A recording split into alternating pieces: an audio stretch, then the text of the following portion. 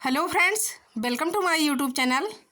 Friends, आज के इस वीडियो में ईवीएस पर्यावरण एवं शिक्षा शास्त्र के 15 महत्वपूर्ण प्रश्नों को कराया जाएगा। ये सारे क्वेश्चन तो प्रीवियस ईयर में पूछे गए क्वेश्चन हैं फ्रेंड्स, तो आप लोग वीडियो पर कंटिन्यू बने रहिएगा। आने वाला जो सीटेट एग्ज़ाम जनवरी 2025 में होगा, तो उसके लिए ये सारे क्वेश्चन बहुत ही महत्वपूर्ण हैं, तो आप लोग वीडियो को बिना स्किप किए हुए देखिएगा। अब चलिए फ्रेंड्स, वीडियो स्टार्ट करते हैं। देखिएगा, इसमें पहला वाला क्वेश्चन है कि पर्यावरण अध्ययन की पाठ्य पुस्तक में रेलवे टिकट का एक नमूना दिखाना। अब क्वेश्चन में कहा गया है कि पर्यावरण अध्ययन की पाठ्य पुस्तक में रेलवे टिकट का एक नमूना दिखाना क्या हो सकता है। अब ऑप्शन नंबर फर्स्ट देखिएगा कि निष्कर्ष पर पहुंचने की बच्चों की कुशलता का विकास करता है। उसके बाद सेकंड है कि बच्चों को वास्तविक जानकारी से अंतःक्रिया करने का अवसर देता है, साथ ही अवलोकन की कुशलता का विकास करता है। उसके बाद थर्ड वाला ऑप्शन देखिएगा कि बच्चों को रेल के किराए के बारे में बताता है। अब फोर्थ है कि टिकट में प्रयुक्त विभिन्न संक्षिप्ताक्षरों का ज्ञान उपलब्ध कराता है। अब देखिए कि इसमें जो है क्या कहा गया है कि पर्यावरण अध्ययन की पाठ्य पुस्तक में रेलवे टिकट का एक नमूना दिखाना तो क्या हो सकता है। तो फ्रेंड्स, इसमें देखिएगा कि इसका सही उत्तर जो है तो ऑप्शन नंबर सेकंड हो जाएगा कि बच्चों को वास्तविक जानकारी से अंतःक्रिया करने का अवसर देता है, साथ ही अवलोकन की कुशलता का विकास करता है। तो राइट आंसर इसका हो जाएगा ऑप्शन नंबर सेकंड।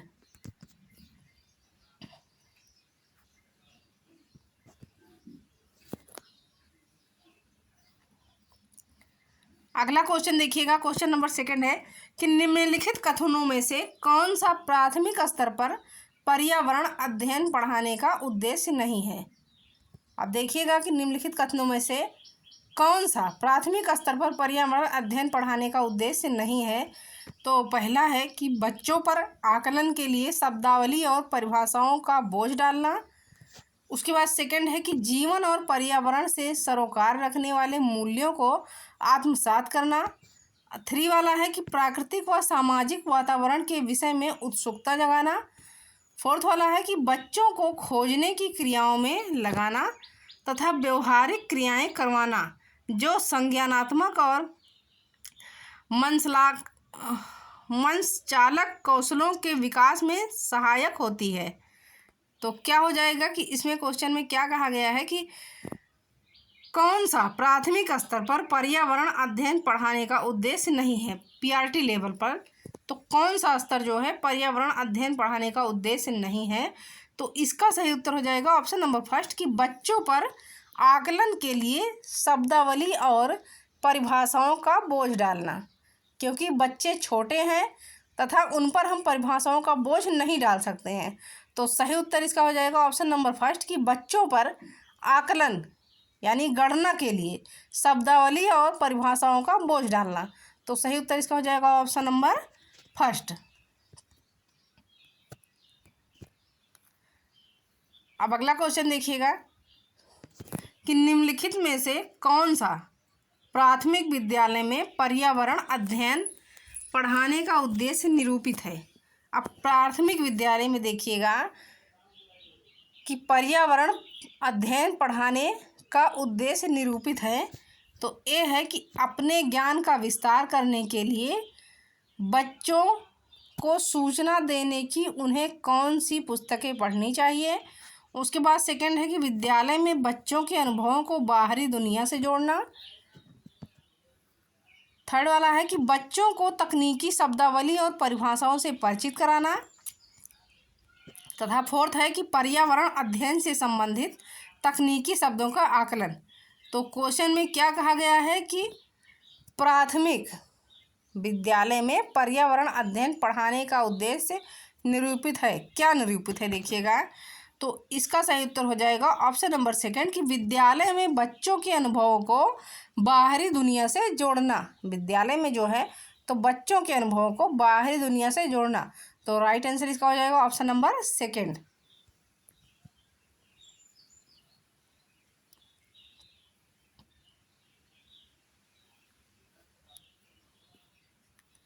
अगला क्वेश्चन देखिएगा कि पर्यावरण अध्ययन की पाठ्य पुस्तक में पहेलियाँ शामिल करने का निम्नलिखित में से कौन सा उद्देश्य नहीं है।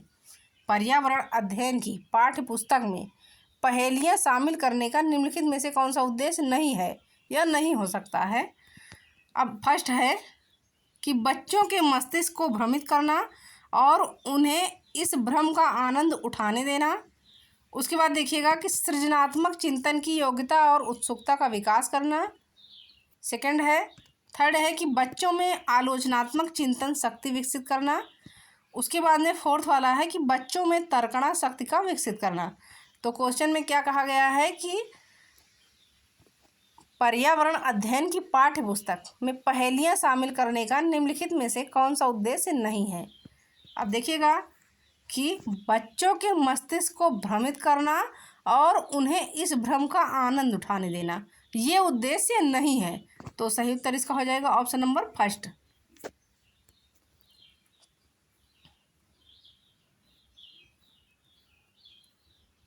अगला क्वेश्चन है कि पर्यावरण अध्ययन की कक्षा में संकल्पनाओं को स्पष्ट करने के लिए कविताओं और कहानियों के कथन का प्रयोग करना सहायता करता है। पर्यावरण अध्ययन की कक्षा में संकल्पनाओं को स्पष्ट करने के लिए कविताओं और कहानियों के कथन का प्रयोग करना सहायता करता है। किस प्रकार की सहायता करता है, अब देखिएगा कि पाठ को आनंददायी और रोचक बनाने में। उसके बाद सेकंड है कि स्थानीय एवं वैश्विक स्तर पर संसार की प्राकृतिक को खोजने और कल्पना करने की योग्यता को बढ़ावा देने में। उसके बाद थर्ड है कि शिक्षार्थियों में निहित भाषा एवं सांस्कृतिक विविधताओं को ध्यान रखने में।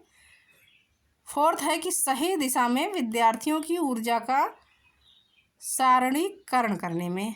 अब क्या क्वेश्चन में कहा गया है कि पर्यावरण अध्ययन की कक्षा में संकल्पनाओं को स्पष्ट करने के लिए कविताओं और कहानियों के कथन का प्रयोग करना सहायता करता है। अब किस तरह की सहायता करता है फ्रेंड, देखिएगा तो इसका राइट आंसर हो जाएगा कि स्थानीय एवं वैश्विक स्तर पर संसार की प्राकृतिक को खोजने और कल्पना करने की योग्यता को बढ़ावा देने में। तो इसका सही उत्तर हो जाएगा ऑप्शन नंबर सेकंड।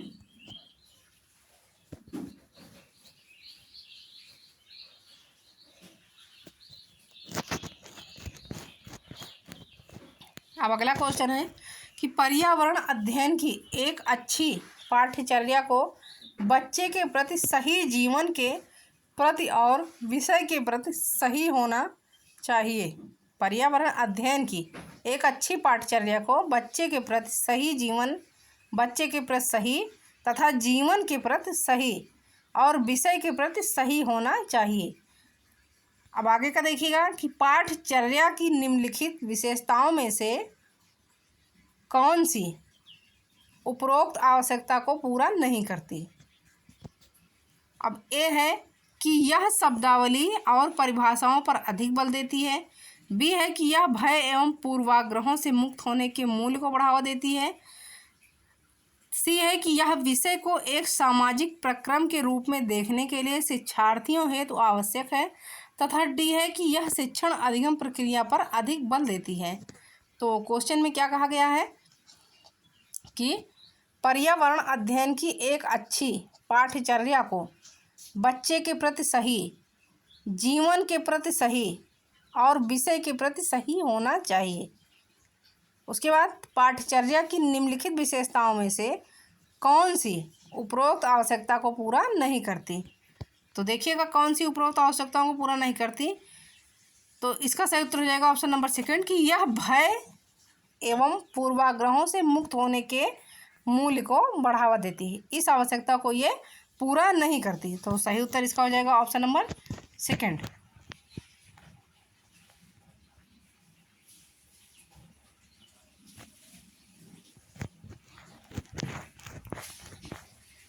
अगला है कि राष्ट्रीय पाठ्यचर्या की रूपरेखा 2005 प्राथमिक स्तर पर पर्यावरण अध्ययन शिक्षण का मुख्य उद्देश्य होना चाहिए। राष्ट्रीय पाठ्यचर्या नेशनल करिकुलम की रूपरेखा 2005 प्राथमिक स्तर पर पर्यावरण अध्ययन शिक्षण का प्रमुख उद्देश्य होना चाहिए, क्या होना चाहिए? राष्ट्रीय पाठचर्या रूपरेखा 2005 का प्रमुख उद्देश्य क्या होना चाहिए पर्यावरण अध्ययन एवं शिक्षण पर? तो देखिएगा कि क्या होना चाहिए। फर्स्ट है स्वतंत्र रूप से प्रयोग करने की कुशलता अर्जित करना। उसके बाद है कि विषय की आधारभूत संकल्पनाओं की आधारभूत समझ का विकसित करना। 3 है कि विषय के आधारभूत सिद्धांतों को स्मरण करना। उसके बाद 4 है कि कक्षीय अधिगम को विद्यालय के बाहर के जीवन से जोड़ना। तो क्या कहा गया क्वेश्चन में कि राष्ट्रीय पाठचर्या की रूपरेखा 2005 प्राथमिक स्तर पर पर्यावरण अध्ययन शिक्षण का प्रमुख उद्देश्य होना चाहिए।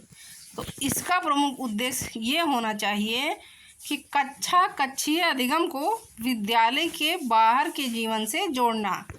कक्षीय अधिगम यानी सीखने को तो विद्यालय के बाहर के जीवन से भी जोड़ना चाहिए, यानी बच्चे को भ्रमण के लिए भी ले जाना चाहिए। इससे जो है बच्चे का मानसिक विकास अधिक डेवलप होगा, उसको वो अधिक सीखेगा। तो क्या होगा कि कक्षीय अधिगम को विद्यालय के बाहर के जीवन से जोड़ना चाहिए। तो सही उत्तर इसका हो जाएगा ऑप्शन नंबर 4। अब नेक्स्ट क्वेश्चन है कि पर्यावरण अध्ययन की पाठ्य पुस्तकों में कविताओं और कहानियों को शामिल करने का निम्नलिखित में से कौन सा उद्देश्य नहीं है? अब क्या पूछा गया है क्वेश्चन में कि पर्यावरण अध्ययन की पाठ्य पुस्तकों में कविताओं और कहानियों को शामिल करने का निम्नलिखित में से कौन सा उद्देश्य नहीं है, पूछा गया है क्वेश्चन में। तो फर्स्ट है कि शिक्षार्थियों में कल्पनाशील और सृजनात्मक योग्यता को बढ़ावा देना। उसके बाद है कि विषय में रुचि का विकास करना। 3 है कि नित्य और एक रस विषय वस्तु में बदलाव करना। और 4 है कि शिक्षार्थियों को आनंद और मज़ा उपलब्ध कराना। तो क्या कहा गया है कि पर्यावरण अध्ययन की पाठ्य पुस्तकों में कविताओं और कहानियों को शामिल करने का निम्नलिखित में से कौन सा उद्देश्य नहीं है? अब इसमें नहीं पूछा गया है कि कौन सा उद्देश्य नहीं है, तो इसका सही उत्तर हो जाएगा ऑप्शन नंबर 3 कि नित्य और एक रस विषय वस्तु में बदलाव करना। नित्य और एक रस विषय वस्तु में बदलाव करना, तो ये जो है उद्देश्य नहीं होना चाहिए। तो सही उत्तर इसका हो जाएगा ऑप्शन नंबर 3। अब नेक्स्ट क्वेश्चन देखिएगा कि निम्नलिखित में से कौन सा प्राथमिक स्तर पर पर्यावरण अध्ययन की पाठ्यचर्या की आवश्यकता के अनुरूप नहीं है? अब देखिएगा कौन सा नहीं है, निम्नलिखित में से कौन सा प्राथमिक स्तर पर पर्यावरण अध्ययन की पाठ्यचर्या की आवश्यकता के अनुरूप नहीं है। फर्स्ट वाला है कि उसे शिक्षार्थियों के मानसिक स्तर के अनुकूल होना चाहिए। उसके बाद है कि उसे काम की दुनिया में प्रवेश के लिए शिक्षार्थियों को ज्ञान एवं कौशल से लैस करना चाहिए। 3 है कि उसे शिक्षार्थियों में पर्यावरण के सरोकार को उत्पन्न करना चाहिए। तथा 4 है कि उसे शिक्षार्थियों को उन पद्धतियों और प्रक्रियाओं को अर्जित करने में शामिल रखना चाहिए जो नए ज्ञान को उत्पन्न करने में आगे ले जाएंगे। तो क्वेश्चन में क्या कहा गया है कि कौन सा प्राथमिक स्तर पर पर्यावरण अध्ययन की पाठ्यचर्या की आवश्यकता के अनुरूप नहीं है पूछा गया है। तो ये हो जाएगा कि उसे काम की दुनिया में प्रवेश के लिए शिक्षार्थियों को ज्ञान एवं कौशल से लैस करना चाहिए। तो ये वाला जो है ये नहीं होगा। तो सही उत्तर इसका हो जाएगा ऑप्शन नंबर 2।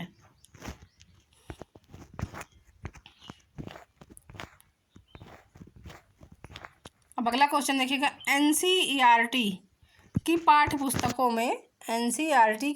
पुस्तकों में पर्यावरण अध्ययन को उच्च प्राथमिकता और स्थान दिया गया है। तो किस पर दिया गया है? देखिएगा एनसीईआरटी की पुस्तकों में पर्यावरण अध्ययन को उच्च और प्राथमिकता का स्थान दिया गया है। तो किस बेस पर दिया गया है? क्वेश्चन में यही पूछा गया है कि किस बेस पर दिया गया है, किस आधार पर दिया गया है। तो फर्स्ट है कि अधिक संख्या में अभ्यास प्रश्नों को शामिल करने के लिए। उसके बाद में है कि विषय की आधारभूत संकल्पनाओं की व्याख्या करने के लिए। थर्ड है कि चिंतन और विस्मय के लिए शिक्षार्थियों को अवसर उपलब्ध कराने के लिए। तथा 4 है कि तकनीकी शब्दावली की सटीक परिभाषाएं उपलब्ध कराने के लिए। तो क्या कहा गया क्वेश्चन में कि एनसीईआरटी की पाठ्य पुस्तकों में पर्यावरण अध्ययन को उच्च प्राथमिकता और स्थान दिया गया है। तो किस बेस पर दिया गया है, किस आधार पर दिया गया है? तो ये दिया गया है चिंतन और विस्मय के लिए शिक्षार्थियों को अवसर उपलब्ध कराने के लिए। तो राइट आंसर इसका हो जाएगा ऑप्शन नंबर 3।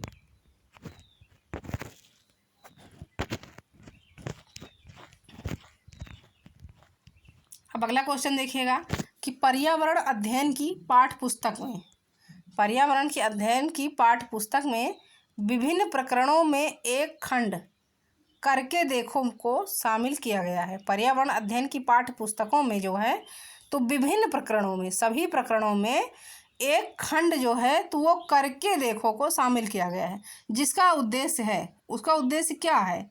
अब क्वेश्चन में यही पूछा गया है कि जो है पर्यावरण की पाठ्य पुस्तक में विभिन्न प्रकरणों में, सभी प्रकरणों में एक खंड जो दिया गया है तो वो दिया गया है कि करके देखो, इसे खुद करके देखो को शामिल किया गया है। तो जिसका उद्देश्य है तो उसका उद्देश्य क्या है?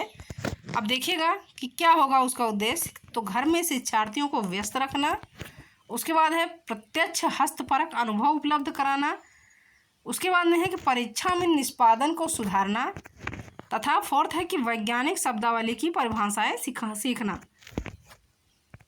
तो देखिएगा कि पर्यावरण की पाठ्य पुस्तक में विभिन्न प्रकरणों में एक खंड जो शामिल किया गया है, करके देखो को शामिल किया गया है, तो उसका उद्देश्य ये है कि प्रत्यक्ष हस्तपरक अनुभव उपलब्ध कराना। प्रत्यक्ष हस्तपरक अनुभव जो है तो उपलब्ध कराना। तो यही वाला उत्तर सही हो जाएगा, इसका उद्देश्य यही होगा। तो सही उत्तर इसका हो जाएगा ऑप्शन नंबर 2। अब अगला देखिए कक्षा 5 की एनसीईआरटी की पर्यावरण अध्ययन की पाठ्य पुस्तक में प्रत्येक पाठ के अंत में एक खंड को शामिल किया गया है। एनसीईआरटी की कक्षा 5 की पुस्तक में जो है पर्यावरण अध्ययन की कक्षा 5 की पुस्तक में तो शामिल जो क्या किया गया है कि प्रत्येक खंड में शामिल किया गया है कि हम क्या समझें। यह सुझाव दिया गया है कि इस खंड में शामिल प्रश्नों के उत्तर का सही या गलत के रूप में आकलन नहीं किया जाएगा। यह परिवर्तन इसलिए किया गया है क्योंकि, तो यह परिवर्तन जो है किस लिए किया गया है? देखिएगा कि यह आकलन में विषय निष्ठता को कम करता है। उसके बाद देखिएगा इस स्तर पर बच्चे सही उत्तर नहीं लिख सकते, या यह आकलन में शिक्षकों की सुविधा बढ़ाता है, या यह जानने में शिक्षक की सहायता करता है कि बच्चे कैसे सीख रहे हैं। तो क्या कहा गया है क्वेश्चन में? क्वेश्चन थोड़ा लंबा है, देखिएगा। कक्षा 5 की एनसीईआरटी की पर्यावरण अध्ययन की पाठ्य पुस्तक में प्रत्येक पाठ के अंत में जो है तो एक खंड को शामिल किया गया है कि हम क्या समझें, मतलब इस पाठ से हम क्या समझें। यह सुझाव दिया गया है कि इस खंड में शामिल प्रश्नों के उत्तर का जो है सही या गलत के रूप में आकलन नहीं किया जाएगा। उत्तर का जो है तो सही या गलत के रूप में आकलन नहीं किया जाएगा। यह परिवर्तन इसलिए किया गया है क्योंकि, अब देखिएगा यह परिवर्तन किस लिए किया गया है? तो ये परिवर्तन जो है किया गया है कि यह जानने में शिक्षक की सहायता करता है कि बच्चे कैसे सीख रहे हैं। तो राइट आंसर इसका हो जाएगा ऑप्शन नंबर 4। अब अगला क्वेश्चन देखिएगा कि प्राथमिक स्तर की अच्छी ईवीएस पाठ्यचर्या में होना चाहिए। प्राथमिक स्तर की अच्छी ईवीएस पाठ्यचर्या में होना चाहिए तो क्या होना चाहिए? तो पहला है कि पाठ के अंत में अधिक अभ्यास प्रश्न सम्मिलित करना चाहिए। पाठ के अंत में जो है तो अधिक अभ्यास प्रश्न शामिल करना चाहिए, या अपने आसपास, या देखिएगा कि अपने आसपास को खोजने के अवसर प्रदान करना चाहिए।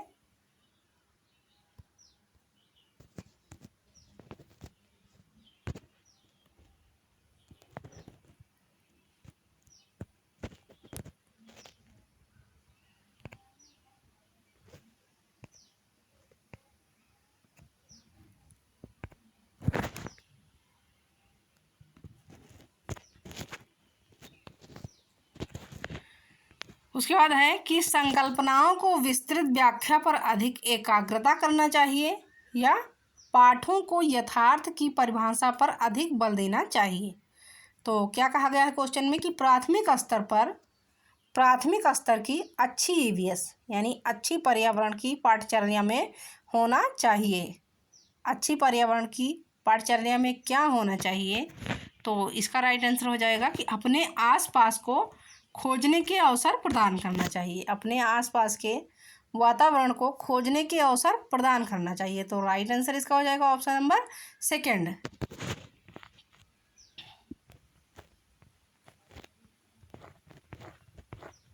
अब अगला क्वेश्चन देखिएगा कि प्राथमिक स्तर पर ईवीएस की पढ़ाई का एक प्रमुख उद्देश्य है। प्राथमिक स्तर पर ईवीएस यानी पर्यावरण की पढ़ाई का एक प्रमुख उद्देश्य क्या है?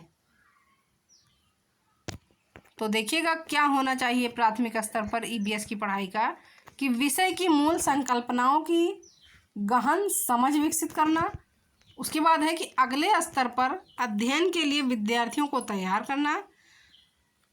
नेक्स्ट है कि कक्षा की पढ़ाई को शिक्षार्थी के विद्यालय से बाहर के जीवन से संबंधित करने में सहायता करना। तथा फोर्थ है कि स्वतंत्र रूप से हस्तसिद्ध की क्रियाकलापों को करने का कौशल अर्जित करना। तो प्राथमिक स्तर पर ईवीएस की पढ़ाई का प्रमुख उद्देश्य पूछा गया है क्या होना चाहिए?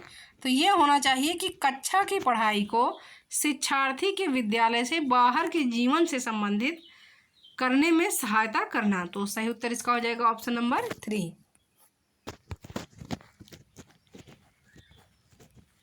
अब लास्ट क्वेश्चन देखिएगा इस वीडियो का कि प्राथमिक स्तर की ईवीएस पाठ्य पुस्तकों में कविताएं और कहानियां सम्मिलित करने का कारण है। प्राथमिक स्तर की ईवीएस में मतलब पीआरटी लेवल की जो है ईवीएस की पाठ्य पुस्तकों में कविताओं और कहानियों को सम्मिलित करने का कारण क्या है? तो देखिएगा क्या कारण हो सकता है कि विद्यार्थियों में साहित्यिक रुचि विकसित करना। उसके बाद है कि विषय के अधिगम में आमोद प्रमोद करना। 3 है कि मूल संकल्पनाओं के अधिगम में वृद्धि करना। उसके बाद में 4th है कि विषय वस्तु को प्रस्तुत करने की नित्यचर्या और एक रास्ता में परिवर्तन। तो प्राथमिक स्तर की ईवीएस पाठ्य पुस्तकों में कविताएं और कहानियां सम्मिलित करने का इसमें कारण पूछा गया है। क्या कारण है? तो ये जो है विषय के अधिगम में आमोद प्रमोद करना। तो राइट आंसर इसका हो जाएगा ऑप्शन नंबर सेकंड।